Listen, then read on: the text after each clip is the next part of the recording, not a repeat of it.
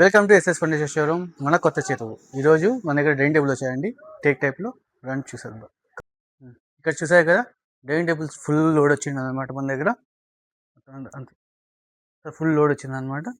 చూసారు కదా, మొత్తం టేక్ వుడ్తో వచ్చింది అనమాట. చూసారా, గ్లాస్ ఫినిషింగ్తో ఉంటుంది. చైర్స్ కూడా చూడండి, మొత్తం స్పాంజ్తో వస్తుంది అనమాట. ఇక్కడ చూసారు కదా, కూర్చోడానికి కూడా చాలా కంఫర్టబుల్గా ఉంటుందండి. ఇక్కడ చూడండి, చైర్ కూడా ఎంత నీట్గా ఉందన్నమాట డిజైన్స్తో. ఇక్కడ చూడండి, చూసారు కదా డిజైన్ కూడా. అలాగే ఇక్కడ లెగ్స్ కూడా చూడండి ప్రాపర్గా ఉన్నాయి. ఇక్కడ చూడండి, ఓకేనా. చూసారు కదా, డైనింగ్ టేబుల్ ఇలా ఉంటుందండి.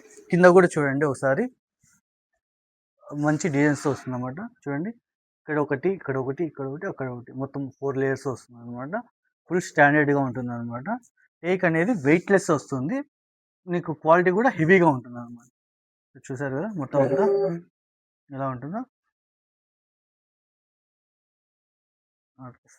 ఇది సన్ ప్రూఫ్ గ్లాస్ అండి, షేడ్ అయ్యేది కానీ ఏముండదు అనమాట.